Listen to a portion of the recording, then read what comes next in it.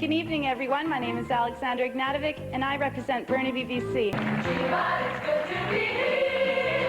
Frankly, we feel right at home.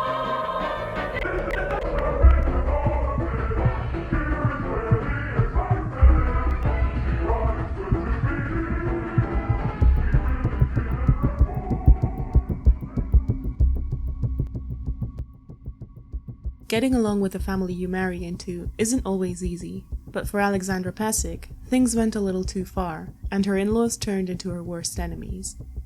After separating from her husband due to a rocky relationship with his overly intrusive parents, her mother-in-law Jelka began harassing and threatening her by sending her anonymous mail and having men following her around everywhere. One day, the threats became actions when a drive-by shooter killed Alexandra while she was in the car with a friend. An investigation quickly pointed the finger at Jelka Pesic, and Alexandra's mother-in-law, along with 3 other men she'd hired, were charged with her murder. Today, we're going over the story of Alexandra and her in-laws, the threats she received, and the events that led to her tragic ending.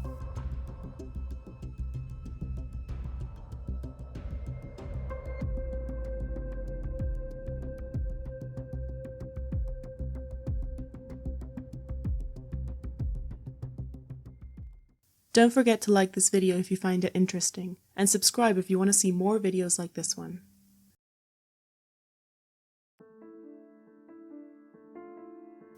Alexandra Ignatovic was born in 1966 and was raised in Vancouver, Canada. Her parents were from Yugoslavia, and they'd settled in Canada in search for opportunities.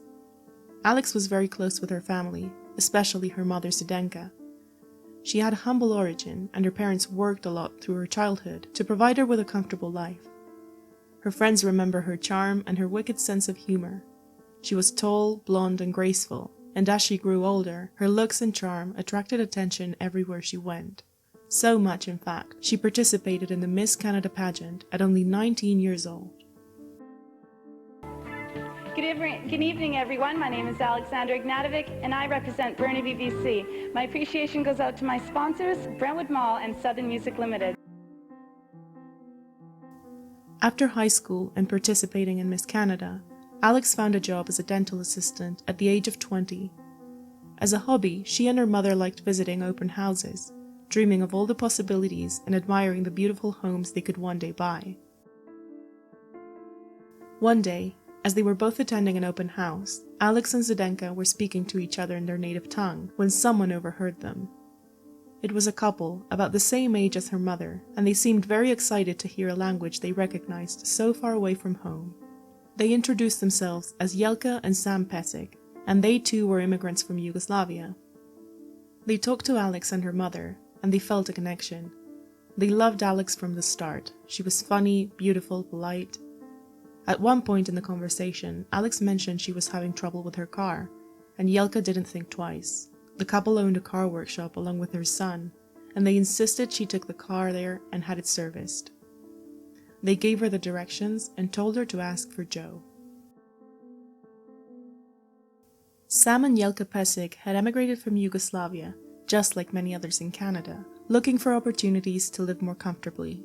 Although it hadn't been easy, they worked their way through the 70s, and by the 80s they were living a comfortable life. They were able to afford a nice house, and they had plenty of savings. They ran a car repair shop with their 27-year-old son Joe, who met Alex one morning when she drove into the shop just like Jelka had suggested. Joe and Alexandra fell in love instantly. As soon as they met, they began dating. The couple wouldn't just go to any restaurants. They dined at some of the best places in town, ordering expensive meals and wine. Joe also had a motorcycle, and the two of them would ride around frequently. Jelka was happy with the match she found for her son. Not only was she a charming, intelligent woman, but she also knew their culture from within and shared their language, their customs, and their food. It all seemed to be taken straight out of a fairy tale. Both families were getting along, and they were excited for the couple. Alex and Joe were so happy together that after only a few months of dating, Joe got down on one knee and proposed. Alex immediately said yes, and before anyone knew it, they were planning a wedding. While the couple were planning a wedding, the Pesics surprised them with a very special gift. They had bought them a house in which they would start their life together. Joe and Alex were very grateful, but as soon as they moved in, trouble began. Alex started to notice that Jelka was a constant presence in their life. She was at their home all the time, bringing groceries and food they didn't need. She was also interfering in Alex's decoration choices, either making them for her or criticizing the ones she made. She'd complain about the furniture or the paint color Alexandra had chosen, and the former beauty queen started getting tense. But Jelka's interference didn't stop at the house. She was also getting way too involved in the wedding planning, giving her opinion on the dress, the flower arrangements, or the food, and questioning everything her future daughter-in-law brought up. Alex was getting very frustrated with Jelka's behavior, and she brought it up with Joe more than once. However, he seemed content with his parents' involvement, and although he told Alex he would talk to them, he never did. He was used to them being very involved in his life, and it didn't really bother him. The situation became so uncomfortable for Alex that she even questioned whether she should go on with the marriage or not. Her friends and family calmed her down. This was probably just her mother-in-law's nerves before the wedding. Once it had all passed, she'd probably back off and the two would be able to live their life together in peace. Alexandra decided to go on with the wedding, and on June 11th of 1988, the two began their life together as Joe and Alexandra Pesic. Despite wanting to believe that things would get better after the wedding, Alex faced a reality as soon as they were married. Jelka was still forcing herself into the newlyweds' daily lives. Because Joe still worked for his parents, Sam and Jelka were a constant presence in their home and their finances, since Joe would get paid what his parents thought appropriate. But not only were they responsible for his paychecks, they also told him what to do with the money. Alex would find that uncomfortable, and she thought it gave the Pesics too much power over their son. But just like it had been before they were married, Joe didn't seem to mind, and he never stood up to them. Near the end of 1989, Joe and Alexandra announced they were pregnant.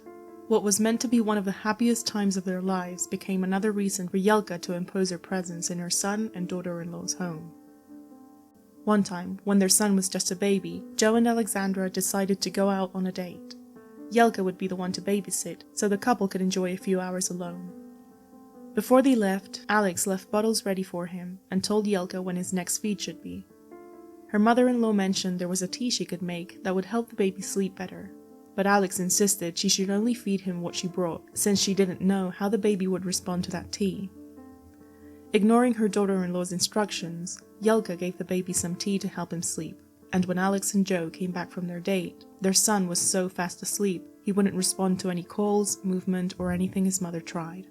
Jelka said very casually that she'd given him some of that tea, and Alexandra panicked, furious at her mother-in-law for disregarding her instructions and scared that her son was in danger. The baby was rushed to the emergency room, where he slowly woke up and started responding.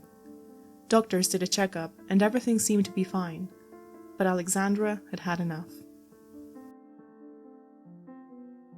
After the incident with the tea, and seeing that her husband didn't stand up to his parents to defend her or their child, Alexandra Pesic decided to contact a lawyer and begin the process of divorcing her husband.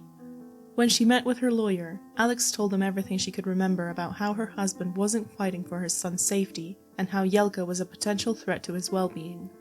Not only did she retell the story about her mother-in-law giving her son a tea with narcotic effects, but she also opened up about a secret that not everyone in the community knew. Jelka was a kleptomaniac. For years, Jelka had been visiting local shops and grocery stores and taking small items with her, items she could afford and didn't need to steal. Just before Joe and Alex got pregnant, she'd been arrested after being caught stealing, and was actually banned from many local shops. Alex used this to further prove her in-laws weren't fit to be around her child, in hopes that this would distance them from her once and for all. This was the beginning of the road that led Alexandra Pesic to her worst nightmare. When the divorce papers came in, Jelka was furious. Joe's parents began accusing Alex of being a gold digger and only having gone into the marriage to take their money. The truth was the Pesics weren't rich. They lived a comfortable life, but not a life of luxuries.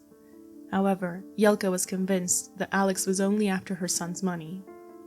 But what really hurt Jelka was how Alex had used her run-ins with the law and the accusations of drugging her child as an attack to suit her unfit to be around him.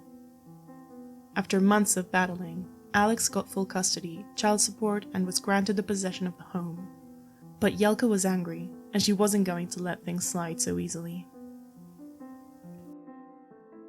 With the divorce being final in November of 1991, Alexandra was hoping to finally start to live her life away from the family that caused her so much pain. She continued to work at the dental office, and she'd spend time with her mother and her friends. But her new life wouldn't be happy for very long. One day, as she was going through her mail, she found an odd package. It had no return address, but her name was on the envelope. When she opened it, she came across a book, The Deaths of Cindy James. The book was about the investigation of a mysterious Canadian true crime case that had taken place just a couple of years earlier. Cindy had been harassed for months before being found dead, and her death was ruled a suicide. This is a very controversial case, since all of the terrible things that happened to Cindy before she was found suggest she was being threatened. Neil Hall, a reporter for the Vancouver Sun, published a book covering the investigation.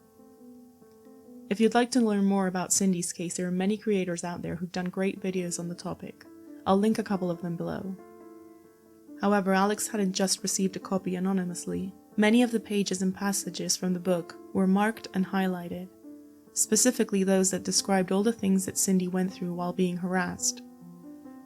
She received silent and whispering phone calls, her porch lights would be smashed in, dead animals would be left on her front yard, small fires would be set in her home. All of these threatening events were highlighted for Alex to read, which, coming from an anonymous sender, sent a clear message. This could happen to you. A few days later, Alex's yard was mysteriously set on fire. Another time, while Alex was at her mother's home, they received a phone call. Her mother picked up and heard a mysterious voice that told her there were 3 coffins ready for them. One for Alex, one for Zdenka, and one for her mother. Alexandra's feeling of paranoia grew and grew, but the paranoia quickly proved to be based on something real. She constantly had the feeling she was being followed, but one day, as she was driving to her mother's house, she saw a car tailing her very closely. She sped off into her mother's driveway and ran out of the car towards the house. The car that had been following her stopped right behind, and a man got out carrying a gun. However, he tripped and fell, giving Alex enough time to run into the house and close the door behind her. She called the police, but by the time they got there, the mysterious gunman had driven away. Alex was convinced these attacks were orchestrated by her mother-in-law, but despite reporting all these incidents to the police, none of them could be tracked back to anyone, especially not Jelka, Sam, or Joe Pesic. Frustrated with local authorities, she hired a private investigator in hopes that he could find out who was threatening her and her family, and end this before she was killed. Sadly, it was already too late. On August 5th of 1992, Alexandra left the office with a co-worker and they got into her car. Alex had started asking her friends, family and co-workers to always be with her. She was scared of being alone and in multiple occasions had mentioned she knew she was going to be killed at some point. When they got into Alex's car, her co-worker ducked for a moment while adjusting her gym bag between her feet, and just as she was doing that, she heard a shot. Panicked, she kept her head down but immediately felt Alex's body slump over the wheel and begin to fall to the side. She heard a car speed away and people screaming. 25-year-old Alex had just been shot in the head, and although she was rushed to the hospital, there was nothing that could be done. She passed away within minutes. The drive-by shooting had taken place in broad daylight in the middle of a busy parking lot on a workday. Investigators were able to get statements from several people who not only witnessed the shooting, but they could perfectly describe the car, the men who were inside, and even the license plate. After running the plate, police discovered the car had been stolen just a few days prior, and they focused the attention on finding the 2 men who were inside. After Alex's friends and family mentioned she was being harassed by her ex-husband's family, police visited Joe, who on the day of the murder had been at the local swimming pool with his son. The story was confirmed by witnesses, as well as a private investigator who gave detectives all the information he'd managed to gather up. On August 5th, Jelka and Sam Pesic also had alibis. They were working at their shop. However, the private investigator gave them another license plate belonging to a car that had been following Alex. The car was owned by Jelka Ignatovic, a family friend who had even been at the couple's wedding. The stolen car used as a getaway vehicle from which Alex was shot was found a few days later abandoned in a parking lot. Fingerprints and a strand of hair were taken from it, and although they didn't match Milan, they opened up another lead. The prints were a match to Lawrence Delorme, who was in the system for several previous crimes. Both Milan and Lawrence were closely watched over the next few days. All evidence pointed to a murder-for-hire situation, but they needed to find out who'd hired them. The answer would come on August 10th, just 5 days after the murder. Jelka Ignatovic was seen parking his car and walking up to the Pesic's house and getting into the back seat of their car. Jelka was at the wheel, and when she drove off, Milan laid down on the back to avoid being seen. But detectives had already seen him, and they followed Jelka's car to a nearby mall. Jelka and Milan entered the mall and left a few minutes later, separately, but still in the same car, where Milan tried to hide once again. They drove back to Jelka's home, and before Milan could get back into his own car, he was apprehended by police and placed under arrest. Just as they were arresting him, $30,000 fell out of his shorts pocket and onto the floor. The case against Jelka was built thanks to a family friend, who told investigators she'd witnessed her setting fire to Alexandra's yard herself, and knew for a fact that she owned a copy of The Deaths of Cindy James, just like the one Alex had received in the mail. Lastly, she had also seen Jelka Ignatovic at the Pesic's home just days before the murder. These statements were enough to arrest Jelka for murder and search her house. The gun used to kill Alex was found at the Pesic's house. The second man, Lawrence Delorme, was also arrested since his fingerprints were on the car.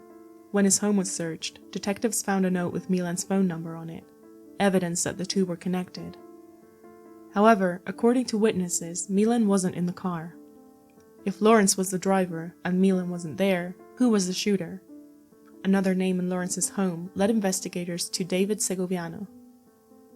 When paying him a visit, he wasn't home, but his roommate was, and he confirmed he'd recently cut his hair at home, and he was able to give a sample to investigators. It turns out, his hair was a match to another piece of hair found in the red car. He was the second mystery man, and most likely, the one who'd pulled the trigger. David's girlfriend agreed to wear a wire, and managed to get his confession on tape. Police now had all the evidence they needed to charge Jelka and the three men with the murder of Alexandra Pesic.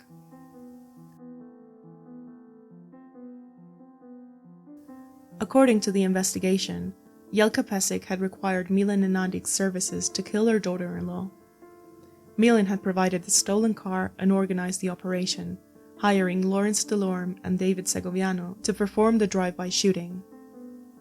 In 1993, they went to trial and were all found guilty of first-degree murder. All of them were given the maximum sentence for that crime in Canada, 25 years, the same age Alexandra was when they took her life. Neither Joe nor Sam Pesic were suspects, and they were never charged with participating in the plot. Alex and Joe's son went on to live with his grandmother, cutting contact with Joe and the rest of the Pesics. In 2008, Zdenka and her grandson had to face Joe and Jelka for the first time in 16 years, when Jelka was seeking early parole. However, it was denied and she continued to serve her full sentence. I've been trying to find confirmation of Jelka's release, but at the time of recording this, I haven't located any official sources confirming whether she's in or out of prison. When Alex met her future husband, she never imagined her fairy tale story would end up this way. Alexandra's case is once again proof of how helpless victims of stalking, harassment, and threats are. Even when relying on authorities, it can sometimes not be enough to protect and ensure the safety of a victim. Cases like these remind us how important it is to speak up about these threats and work towards giving more protection to victims of harassment.